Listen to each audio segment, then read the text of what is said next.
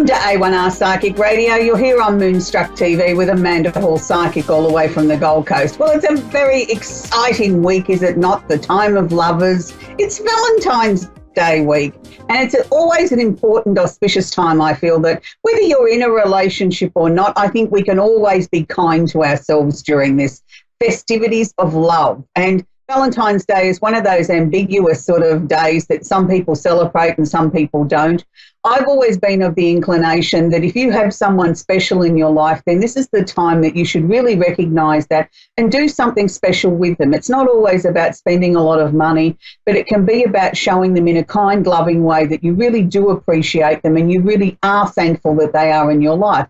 And for those of you, and I know there's many of you around the world that don't have that someone special in your life, and, you know, sometimes that's designed by fate, because it's a time when we need to give to ourselves. We need to be loving and kind to ourselves so that we can prepare and get ready for the next major love affair or major love interest that may be just around the corner. So we're going to kick today's show off with the Simply Tarot card of the week. And no, it's not the Lover's card this week. It's actually the Empress card. Now, the Empress card, sort of lots of people have different versions and different ways of looking at the Empress card. And I've seen so many things over the years that they reckon that she was pregnant and with child and all that. And look, I've been working with the tarot over 40 years. I could never see that in this card. The Empress card to me represents delays and will prove necessary. So it's not always about love, and it's not always about material things in life. It can be many areas of our life where we might feel as if things are a little bit delayed at the moment, and we've got to slow down, smell the roses, smell the coffee time, and sort of be kind to ourselves. I look at this card as being a time that, okay, the delays that are in our lives will prove necessary, because we need to slow down a little bit. We need to pamper ourselves. We need to take that walk in the park or take a day off work and just be, you know, learn to be a human being again and get off the rat race for a little while. So that's the Simply Tarot card of the week. Now, this week, because it is Valentine's Day week, it's a big show. And today I want to talk to you about soulmates. And look, I know everybody has a different interpretation of what a soulmate is. And it's probably the number one question I get asked, besides, will my finances improve? Will I find my soulmate? And I always sort of take a deep breath and exhale and think, if you truly knew what finding a soulmate meant, you might change the terminology to finding somebody that my soul feels comfortable with, because technically speaking, as I understand it, and as I said before, I've worked in this industry well over 40 years, and I've probably seen just about every possible combination there is of a relationship and some. And the word soulmate to me is not what people think it is. A soulmate relationship, in my understanding, is the ultimate relationship we can have. But when I say it's the ultimate relationship we can have with another human being, there is no actual bedroom or sexual connotation to this relationship. The ultimate soulmate relationship is a relationship where we've evolved above the earthly connection or the animal instinct to have a physical sexual relationship, where we move into a much higher realm, I suppose, of a spiritual being, where the connection between the two of us is not necessarily like brother and sister or two sisters or two brothers. It's a very deep, powerful connection that's gone through many, many lifetimes and has evolved to become this situation where we connect in this lifetime. There may be a very, very powerful love, emotional connection, but there will never be, under any circumstances, a physical bedroom situation, and it moves into this very spiritual realm. So that's the ultimate soulmate connection. So I know everybody thinks they're looking for their soulmate, and I'm not going to shatter everybody's illusions and saying, well, you can't find the person that you're meant to be with. So let's put the label soulmate on that as the person that we're all striving to find, that special someone in our lives. And it's interesting because we might have many love affairs in our lifetimes, but there's really only one or two people, maybe three, if we've had some tragedies in our lives, that we have that opportunity to find that ultimate soul connection with somebody that, you know, we really feel that we can be ourselves, warts and all. We can sort of unveil everything. We can show our insecurities. We can share our high spots, our low spots, and everything in between. And we can afford to be vulnerable, almost standing there naked to the soul, to this other person, and they don't judge us. They just love us and they want to be with us, and they try and help us through these insecurities that we all have. There's nobody on earth that doesn't have an insecurity, and the more they tell you they don't, the more they're lying, because there isn't a person on the planet that doesn't go through that from time to time. That's what makes us human.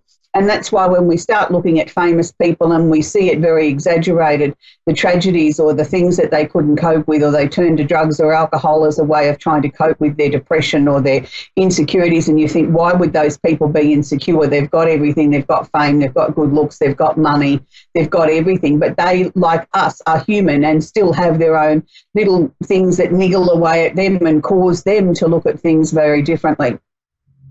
So if we were trying to attract someone into our lives that we want to be our soul partner or our soulmate, what would we be looking for? Well, first things first, I'd want you to write a list. If you've had 2 serious relationships, I'd like you to get 2 lists and draw a line down the middle of each page and put the good points and the bad points. Then I'd want you to get a 3rd piece of paper and start to write out the things that you'd like to attract in a relationship, all the good points.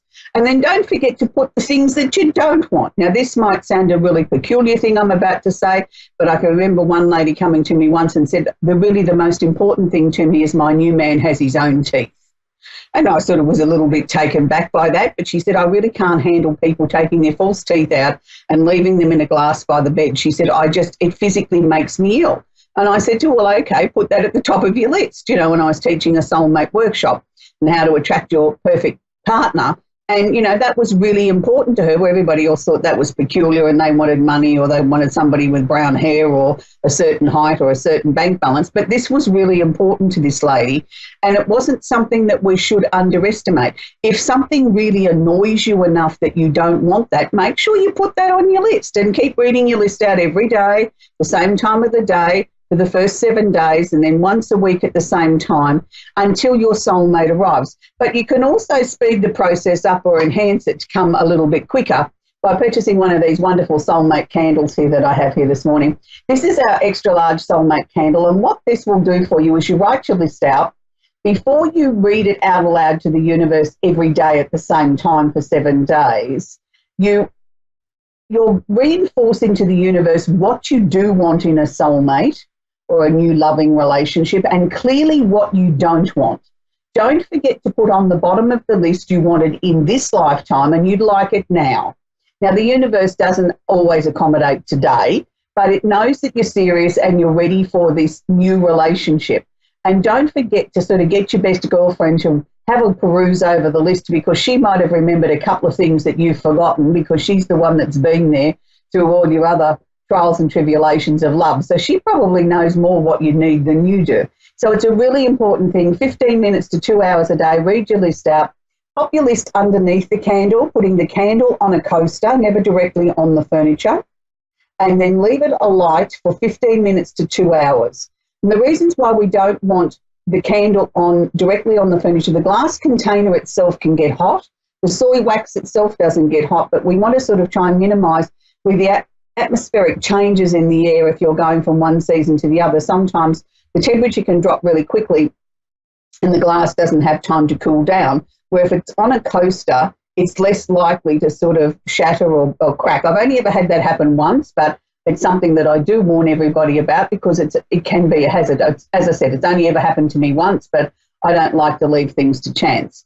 So it's really important that you do this for at least 7 days at the same time every day, of the burning of the candle for 15 minutes to 2 hours, and then pick a day once a week. It doesn't have to be the same time of the day as you first started with, where you go through the same process again every 7 days at, say, 2 o'clock on a Sunday afternoon until your soulmate arrives. But, you know, you can always write another identical list and put it on the fridge, put it on your mirror in the bedroom so you see it when you wake up. You can put the information on your phone as a screensaver. The more you believe in that you deserve your soulmate to come in, the more likely it's going to happen faster than if we just do it once and we say, oh, well, I've sent it out to the universe, it's up to them to now do it. We have to take a proactive role in our lives. So for those of you that say to me, look, Amanda, I haven't got that much space that I couldn't possibly burn a big candle like that, do you have another alternative? Well, yes, we do.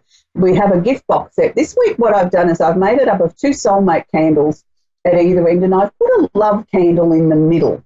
Now, the reasons why I did that was to just show you that you don't always have to have 3 identical candles, that you can have 3 different ones. So in this case, if you're trying to attract your soulmate, there's no reason why you can't, you know, do your 3 soulmate candles if that's what you want, but you could mix it up a little bit too by having a love candle with the same list underneath it burning at the same time.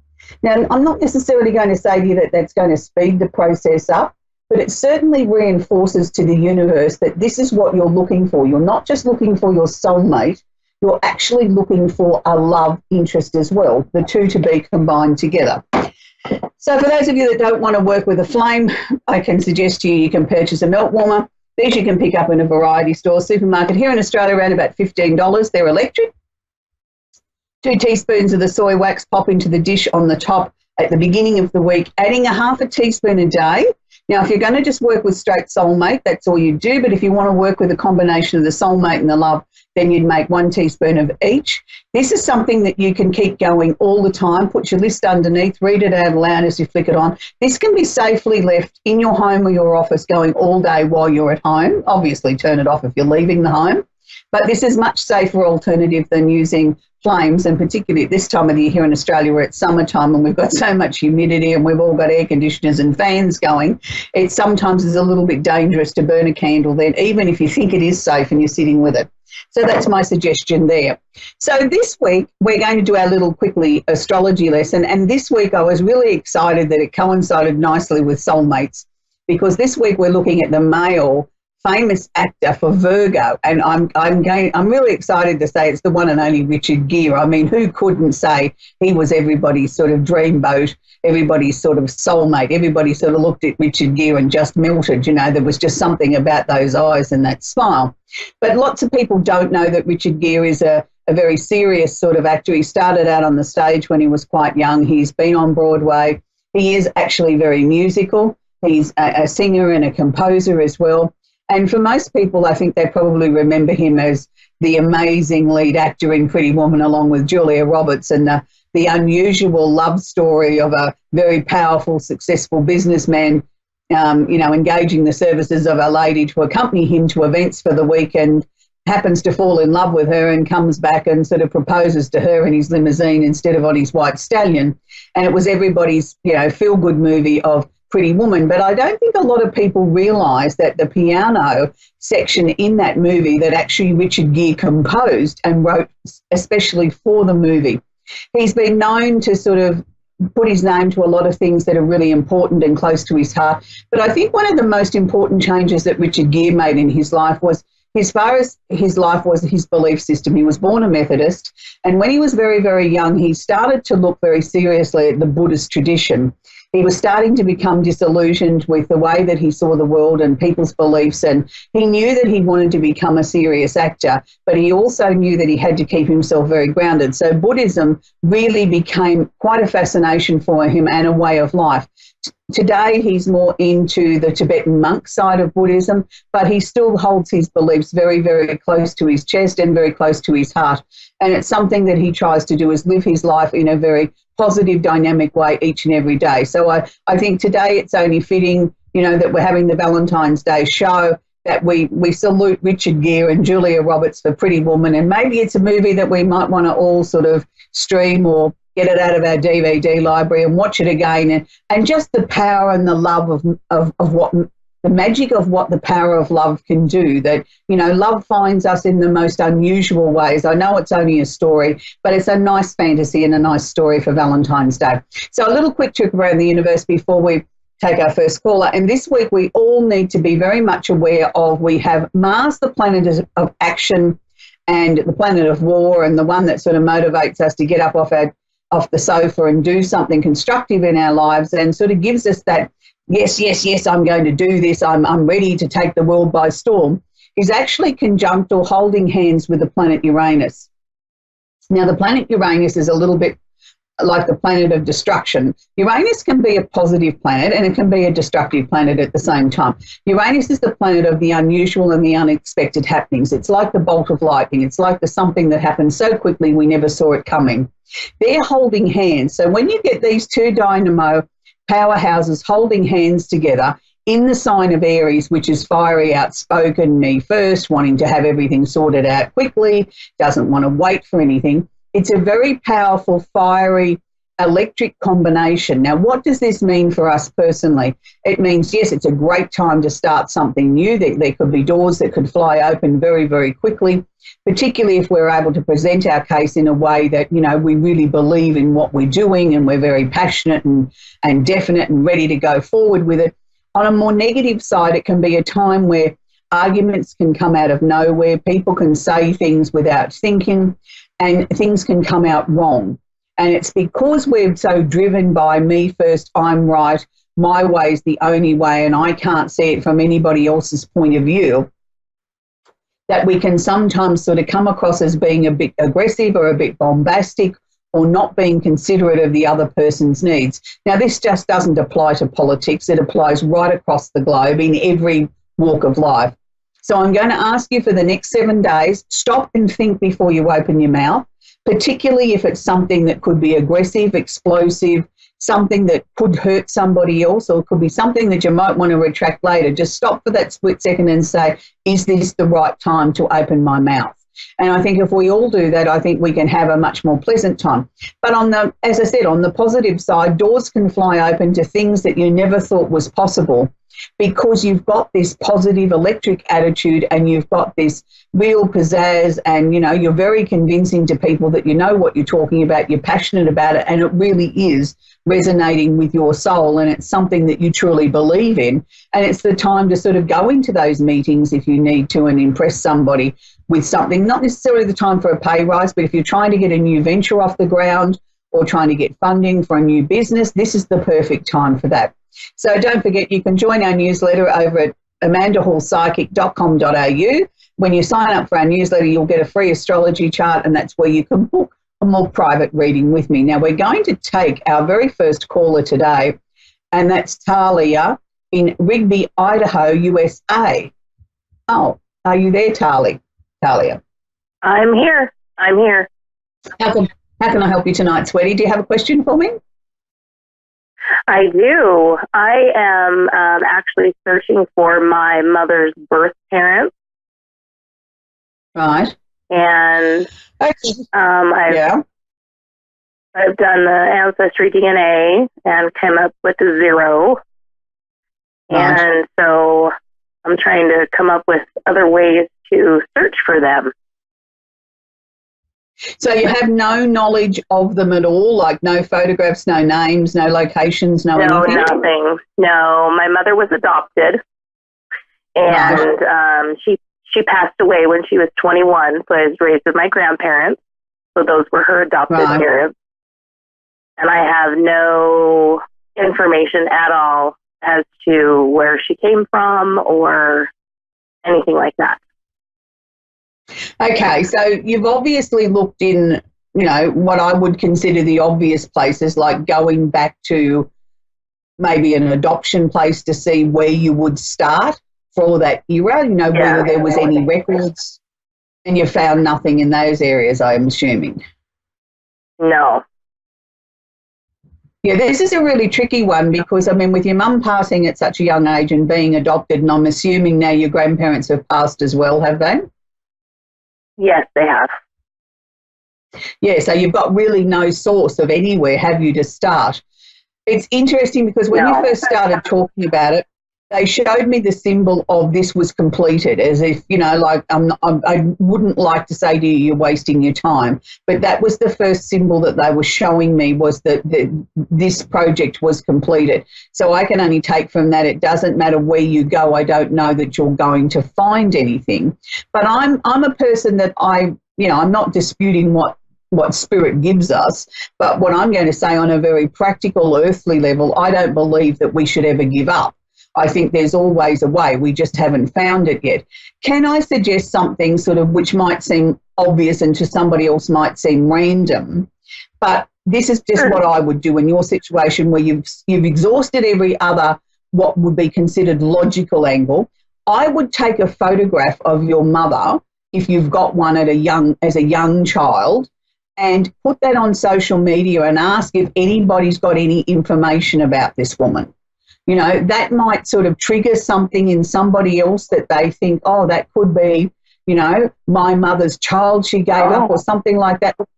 Look, it's a long shot, but I think it's something that if you had a series of photographs without mentioning any name, that just let's see what happens, see what we get from that. It might end up being dead ends, but at least then you'll know then if you get no response or no answers that feel right, and it will feel right in the pit of your stomach if you hit the mark, then you know then that you've done everything humanly possible. I can appreciate you wanting to know your roots. I don't know that your mother, even if she was alive, could tell you anything more because I don't think she knew anything. And I'm not even sure that your grandparents knew much. But they are showing me the symbol of a church. So was there a church that your grandparents attended regularly? Yes. I'd go there and ask some questions too if you haven't already done so. Okay. I can try that. I just think somebody there might have a clue. They mightn't have all the answers, but they might have a clue that, like, you know, they went to a certain location and came back with a baby, you know, and at least that would give you a starting point of where to search. You know what I mean? Yeah. Like, look, I'm not going to rule out and say that you won't find out. I'm going to say to you, I think we need to step outside the box and think differently. But I wish you every success with this, Talia. I hope that you do find more information out, and I'd like to thank you for the opportunity to work with you. We're going to go to Sharon in Stratford, Ontario, Canada. Are you there, Sharon? Oh, Shannon, I beg your pardon. Hi. Yes, hi, how are you? Good, sweetie. What's your question? Yeah. Pardon me? What's your question, darling? Hello? Oh, sorry. Hello? I was just wondering if there's any guidance at all for the future. I'm 32. I don't have any children. And, you know, I sometimes worry that may not be happening for me in the future. And I'm just wondering if you have any insight regarding that. Okay, Shannon, so nobody special in your life at the moment? No. Okay. I'm ending a relationship with a pretty toxic person.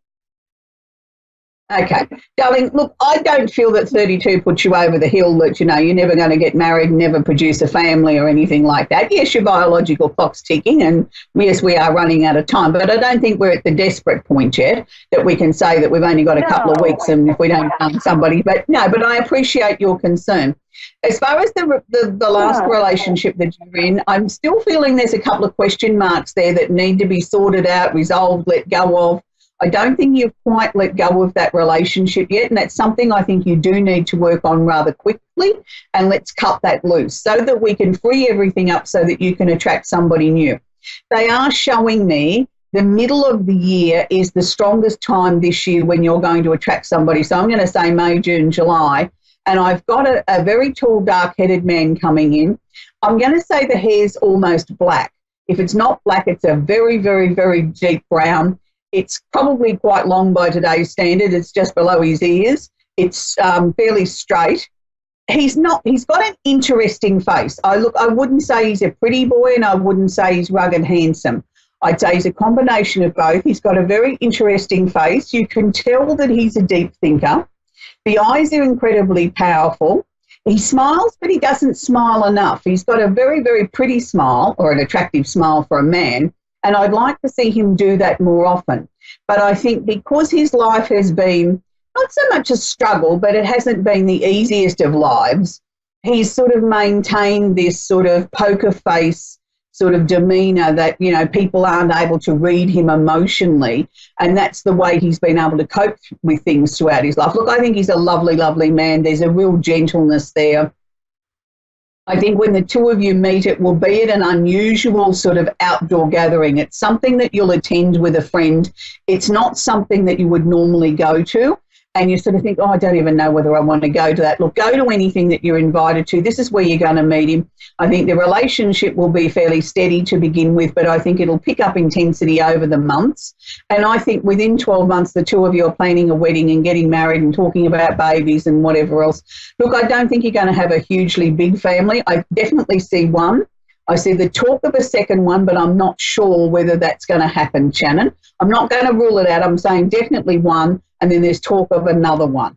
But, you know, even if you only have one child, I think you'll be very happy with that. He's a lovely man. The two of you are going to have a good life together. And I really, really like this man. I think you're going to bring a bigger smile to his face than he's probably ever had in his life, and that's a good thing. He's a good, solid, honest, hard-working man who'll treat you well. He's ready to settle down. He's ready to have a family, and I think, you know, nothing could be sort of nicer. So it's good to see that, you know, you're finally getting what you wish for. But are you looking to change your job? Because I'm seeing sort of question marks around the job at the moment, and you need to resolve that by March.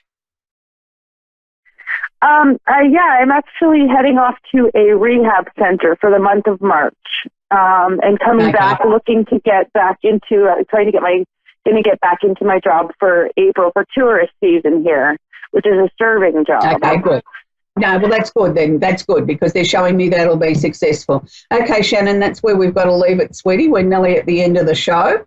So I'd like to take this opportunity again to thank everybody for joining us here on A1R Psychic Radio on Moonstruck TV for our very, very special Valentine's Day show and Soulmate. So if you want to know a little bit more about your soulmate, after the show's over, why don't you join me over on Facebook Live on the Amanda Hall page, where I will be doing a soulmate workshop, and it's free of charge, of course. Until next week, I hope you're kind to each other, do something really, really special for that someone loving and is important in your life. And if you haven't got anybody special in your life, do something special for yourself. You know, take yourself out to dinner, buy yourself a bottle of bubbly, have a bubble bath, do something exciting, but make sure that you do something very loving, very kind this Valentine's Day, because after all, love days make the world go round. Bye for now.